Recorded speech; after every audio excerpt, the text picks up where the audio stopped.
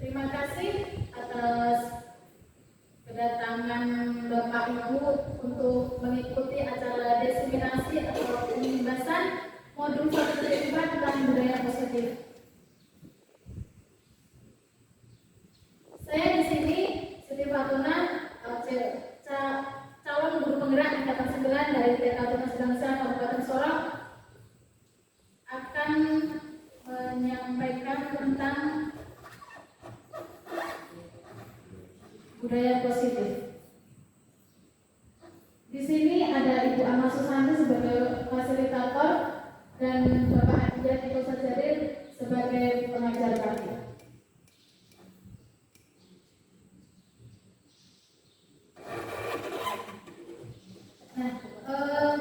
Mungkin Bapak Ibu semua sudah mengantuk atau kurang bersemangat.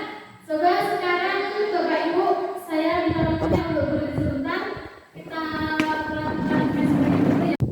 Tangan kanan, tangan kiri mempunyai jari, diletakkan, dibengkokkan, putar pergelangan, acung depan dilentikkan, ayo tepuk tangan. Tepuk tangan semua, angkat kaki kedua ke atas, tangan kita dipinggang keduanya, badan kita bungkukkan, yang rajin wahai teman, berdiri dengan tegak, balik kanan serentak, balik kanan serentak. Oke, terima kasih. Silakan duduk kembali.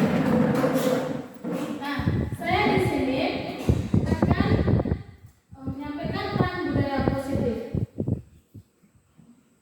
Budaya positif. Budaya berasal dari bahasa Sanskerta yaitu budaya, yang merupakan bentuk jamak dari kata budi yang memiliki arti budi atau akal. Budaya memiliki arti cara hidup yang terus berkembang yang dimiliki oleh sekelompok orang dan diturunkan pada generasi berikutnya. Budaya positif di sekolah adalah nilai-nilai, keyakinan-keyakinan, dan kebiasaan-kebiasaan di sekolah yang berpihak pada peserta didik dan berkembang menjadi pribadi yang kritis, penuh hormat, dan bertanggung jawab.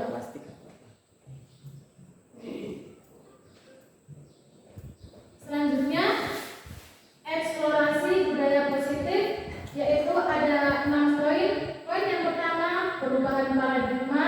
Yang kedua, stimulus respon. Yang ketiga, keyakinan kelas, hukuman dan penghargaan. Yang keempat, 5 posisi kontrol. Yang kelima, arti disiplin. Dan 3, motivasi perilaku manusia. Untuk yang poin terakhir yaitu segitiga restitusi.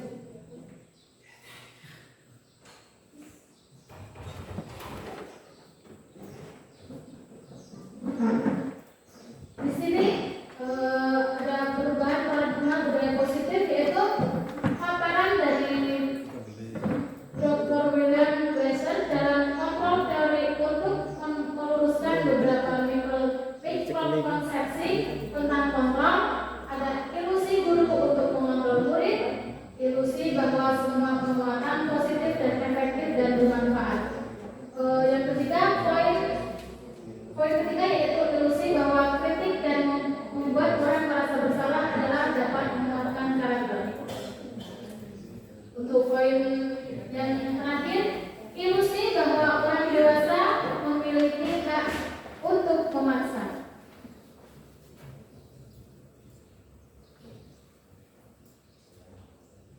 Untuk selanjutnya, ilusi guru mengontrol peserta didik. Pada dasarnya, kita tidak dapat memaksa peserta didik untuk melakukan sesuatu. Jika peserta didik tersebut memilih untuk tidak melakukannya, walaupun tampaknya kita sedang mengontrol perilaku murid tersebut, hal ini terjadi karena peserta didik tersebut tidak mengizinkan dirinya untuk dikontrol saat itu. Bentuk kontrol guru menjadi kebutuhan dasar yang dimiliki peserta didik tersebut. Teori kontrol menyatakan bahwa semua perilaku memiliki tujuan, bahkan perilaku yang tidak disukai.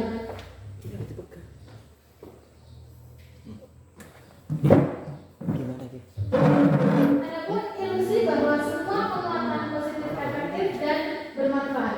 Penguatan positif adalah bentuk-bentuk kontrol. Segala usaha untuk mempengaruhi peserta didik untuk mengulangi suatu perilaku tertentu adalah suatu usaha untuk mengontrol peserta didik tersebut dalam jangka waktu tertentu. Kemungkinan peserta didik tersebut akan menyadarinya dan mencoba menolak dukungan kita, atau bisa jadi peserta didik tersebut menjadi tergantung pada pendapat guru untuk berusaha.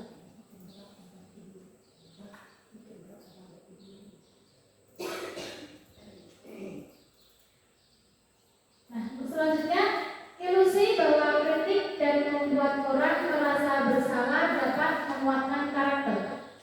Menggunakan kritik dan rasa bersalah untuk mengontrol peserta didik akan menuju pada identitas yang gagal. Mereka belajar merasa buruk akan dirinya. Mereka mengembangkan dialog yang negatif.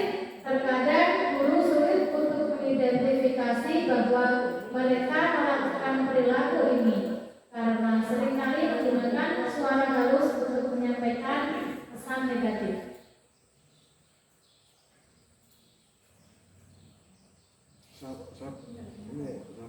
Ilusi bahwa orang dewasa memiliki hak untuk memaksa. Banyak guru atau orang dewasa percaya bahwa mereka memiliki tanggung jawab untuk membuat peserta didik berbuat hal-hal tertentu. Apapun yang dilakukan dapat diterima selama ada kemajuan berdasarkan pada pengukuran kinerja, tanpa disadari bahwa perilaku memaksa tidak efektif untuk jangka waktu yang panjang dan lambat laun akan membentuk sebuah hubungan permusuhan. Jadi Bapak Ibu paham ya dengan apa yang sudah saya sampaikan dekat ya? Paham. Oke, terima kasih. Kita lanjut, yaitu stimulus respon lawan teori kontrol. Adapun stimulus respon tentang dunia. Nomor 1, realitas atau kebutuhan kita itu sama. Yang kedua, semua orang melihat hal yang sama. Yang ketiga, mencoba mengubah orang lain agar pandangan sama dengan kita. Untuk yang keempat, orang lain bisa mengontrol saya dan saya bisa mengontrol orang lain. Nah, selain stimulus respon juga ada teori kontrol tentang dunia. Yang pertama, realitas atau kebutuhan kita itu berbeda. Setiap orang memiliki gambaran yang berbeda. Kita berusaha memahami pandangan orang lain tentang dunia. Orang lain tidak bisa mengontrol saya dan saya tidak bisa mengontrol orang lain.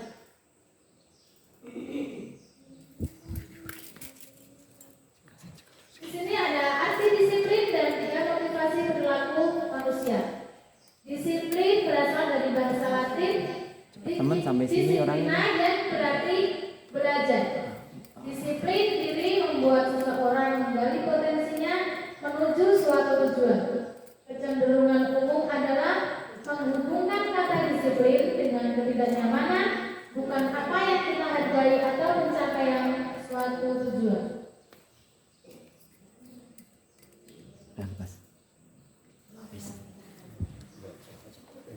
Ketika mendengar kata disiplin, apa yang terbayang di benak kita, apa yang terlintas di pikiran kita, kebanyakan dari kita menghubungkan kata disiplin dengan tata tertib, peraturan dan kepatuhan, dan sering dihubungkan dengan hukuman. Padahal sungguh jauh berbeda, karena belajar disiplin positif tidaklah harus memberikan hukuman. Hukuman hanyalah alternatif terakhir kalau perlu tidak digunakan dalam mendisiplinkan seseorang. Nah, biasanya Bapak Ibu kalau untuk mendisiplinkan anak murid itu menggunakan hukuman sebut saja tidak Bapak Ibu? Kurang guru.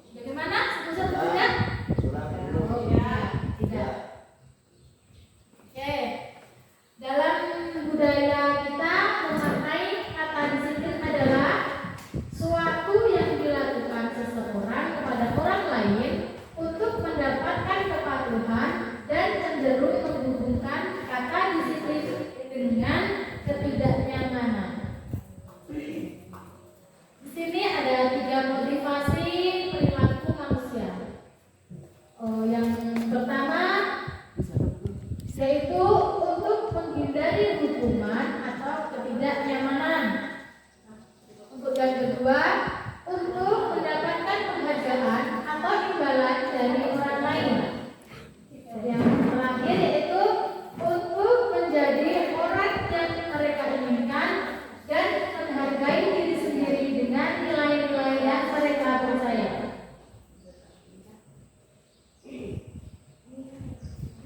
Oke, kita lanjut. Untuk menghindari ketidaknyamanan atau hubungan, ini adalah tingkat terendah dari motivasi perilaku manusia. Biasanya orang yang memotivasi perilakunya untuk menghindari ketidaknyamanan atau hubungan akan bertanya, apa yang akan terjadi bila saya tidak melakukannya?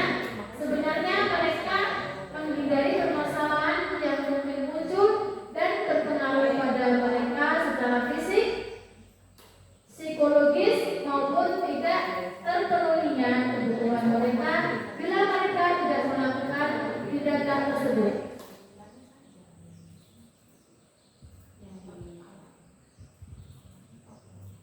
Untuk mendapatkan penghargaan atau imbalan dari orang lain.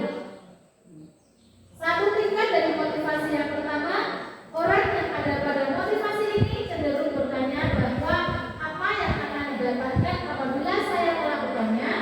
Mereka akan melakukan tindakan ini dengan harapan mendapatkan pujian dari orang lain, dan bagi mereka itu sangat penting dan meletakkannya dalam dunia berkelas mereka. Mereka juga melakukan suatu tindakan untuk mendapatkan hadiah, pengakuan, dan imbalan.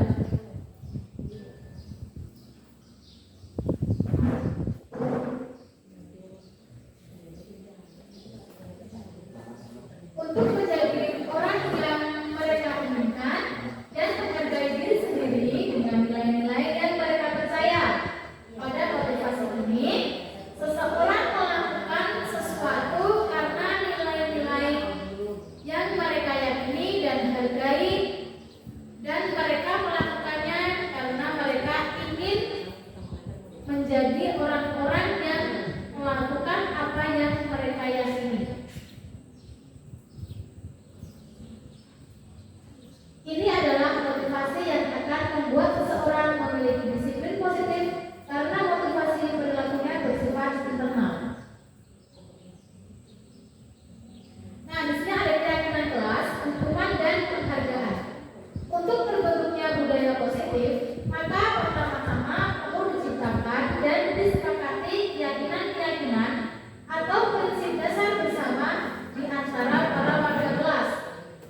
Keyakinan adalah nilai-nilai kebajikan atau prinsip-prinsip yang disepakati bersama secara universal, lepas dari latar belakang suku, agama, dan ras. Menurut Gosen 1998, suatu keyakinan akan lebih memotivasi seseorang dari dalam atau memotivasi secara intrinsik.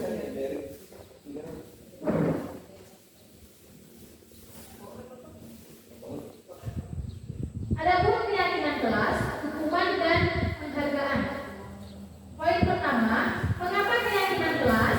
Mengapa bukan peraturan kelas saja? Untuk poin kedua, mengapa adanya keyakinan kelas penting untuk terbentuknya budaya positif? Dan poin ketiga, bagaimana mewujudkan keyakinan kelas agar efektif?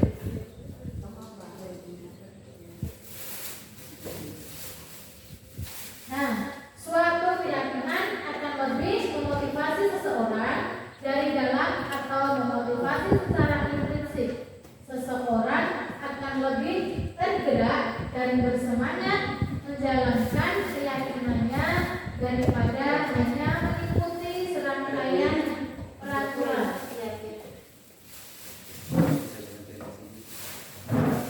Di sini ada hukuman bersifat tidak terencana atau tiba-tiba. Hukuman bersifat satu arah dari guru yang memberikan hukuman, dan peserta didik hanya menerima suatu hukuman tanpa diskusi, tanpa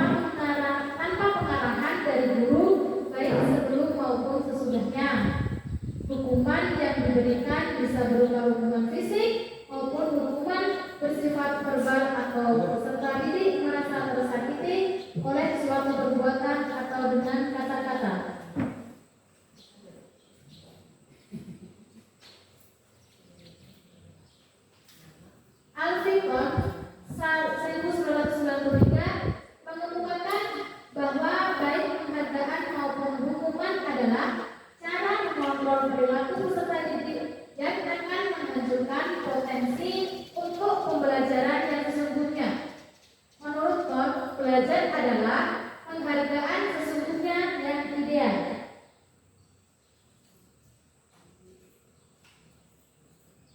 Selain itu ada pun pengaruh jangka pendek dan jangka panjangnya.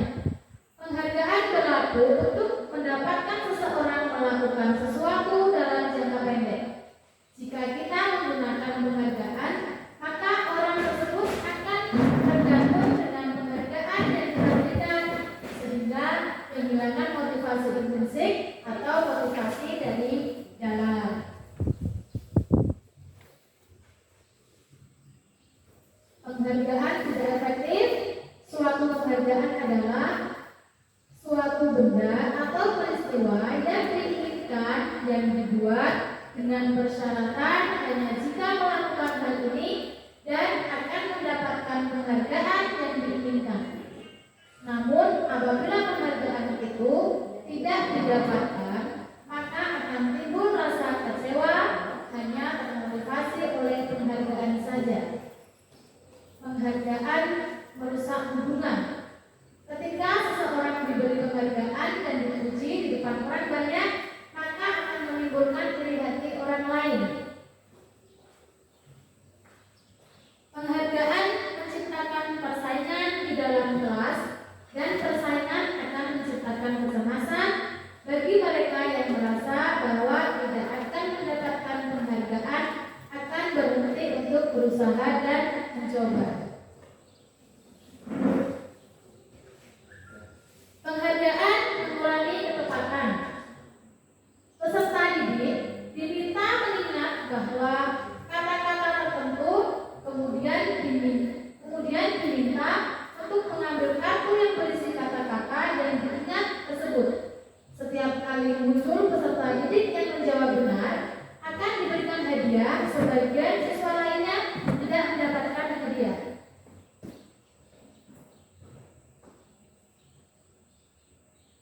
Nah, di sini ada penghargaan dan hukuman.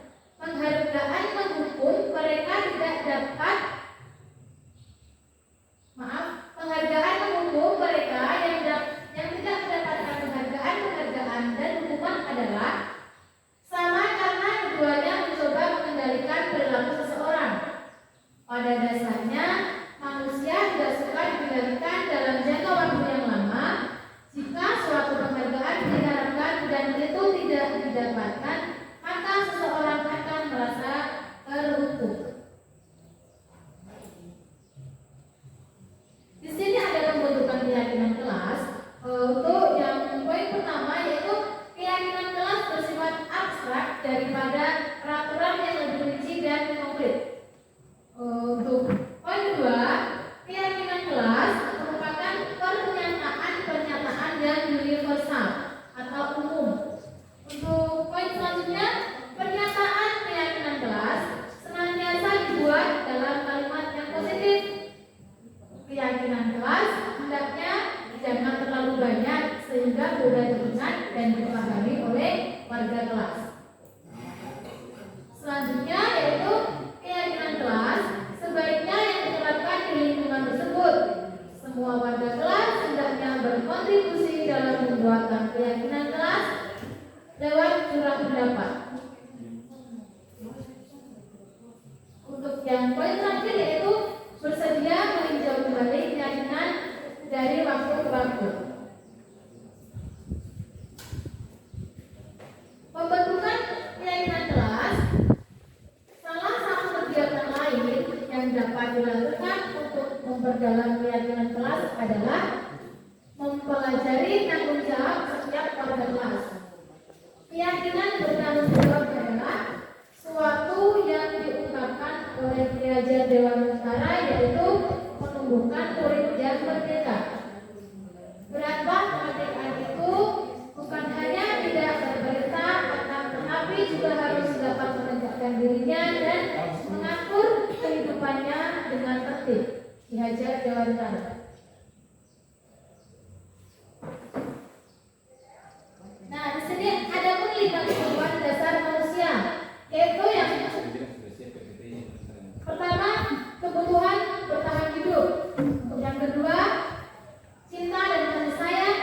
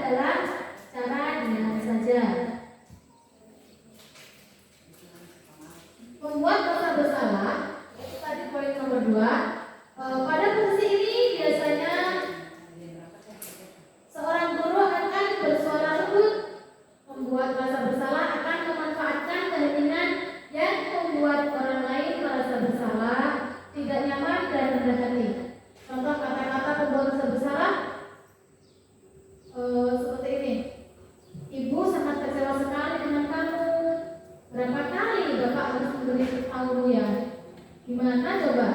Kalau orang tua mau tahu kamu berbuat begini, di sini murid akan memiliki penilaian buruk pada dirinya. Murid merasa tidak berharga dan telah mengecewakan orang lain.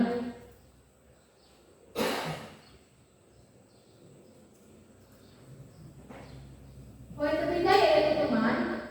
Pada poin ini, guru pada posisi ini tidak menyakiti murid, akan tetapi tetap mengontrol dengan cara persuasi. Posisi teman bisa negatif maupun positif.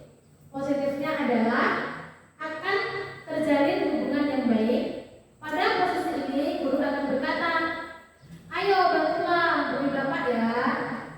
Ayo, ingat tidak bantuan bapak selama ini. Ya sudah, kali ini tidak apa-apa, nanti ibu bereskan. Hal negatif dari posisi ini, ketika guru tidak lagi membantu, maka murid akan merasa kecewa. Nah, di sini guru sebagai pemantau. Pada posisi pemantau, bertanggung jawab perilaku orang-orang yang diawasi. Posisi pemantau berdasarkan pada peraturan menggunakan sanksi konsekuensi. Pertanyaan yang digunakan pada posisi ini adalah peraturan apa? Apa yang telah kamu lakukan? Sanksi atau konsekuensi apa? Seorang pemantau dapat mengandalkan perhitungan data yang dapat digunakan sebagai bukti perilaku murid. Posisi ini menggunakan stiker slip catatan dan daftar cek. Nah, di sini ada posisi guru sebagai manajer. Pada posisi ini, di mana guru berbuat sesuatu bersama dengan murid, murid dipersilakan mempertanggungjawabkan perilakunya, mendukung murid untuk menemukan solusi atas permasalahannya. Seorang pada posisi ini sudah memiliki keterampilan pada posisi teman dan pemantau dan tidak menutup kemungkinan akan kembali ke posisi tersebut apabila diperlukan. Namun, bila menginginkan murid menjadi manusia merdeka, mandiri dan bertanggung jawab, maka kita akan mengacu pada restitusi yang dapat menjadikan murid menjadi manajer atas dirinya sendiri. Pada posisi ini, peserta didik diajak untuk menganalisis kebutuhannya maupun kebutuhan orang lain. Di sini penekanannya bukan pada kemampuan membuat konsekuensi, akan tetapi berkolaborasi dengan murid bagaimana memperbaiki kesalahannya.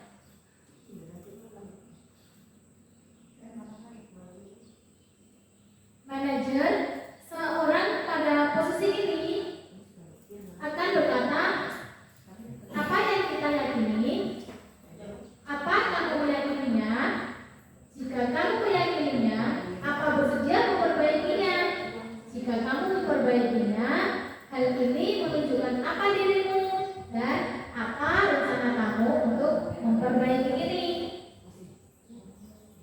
Posisi manajer bukan mengatur perilaku murid, akan tetapi membimbing murid untuk mengatur dirinya sendiri. Selanjutnya yaitu segitiga restitusi. Proses menciptakan kondisi bagi murid untuk memperbaiki kesalahan mereka, sehingga mereka bisa kembali ke kelompok mereka dengan karakter yang lebih kuat. Bosan 2004. Restitusi juga dapat diartikan sebagai proses kolaboratif yang mengajarkan murid untuk mencari solusi atas permasalahannya dan membantu murid untuk berpikir orang seperti apa yang mereka inginkan dan bagaimana mereka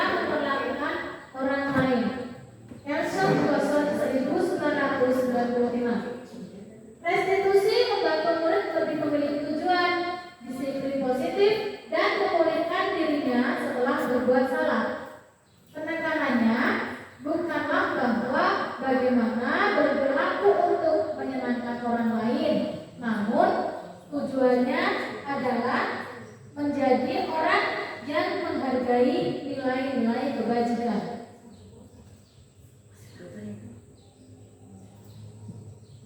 Adapun ciri-ciri restitusi itu yang pertama, restitusi bukan untuk menebus kesalahan, akan tetapi untuk belajar dari kesalahan. Yang kedua, restitusi memperbaiki hubungan. Yang ketiga, restitusi adalah tawaran bukan paksaan. Yang keempat, restitusi untuk melihat ke dalam bukan melihat ke diri. Yang kelima yaitu restitusi mencari kebutuhan dasar yang mendasari tindakan.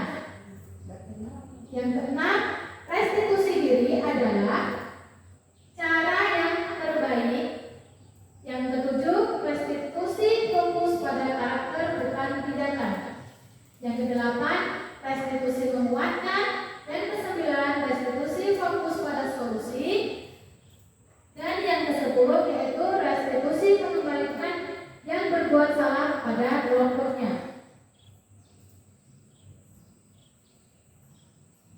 Demikian yang dapat saya sampaikan. Mungkin masih banyak kekurangan dari saya atau pemahaman dari saya, dan saya ucapkan banyak terima kasih.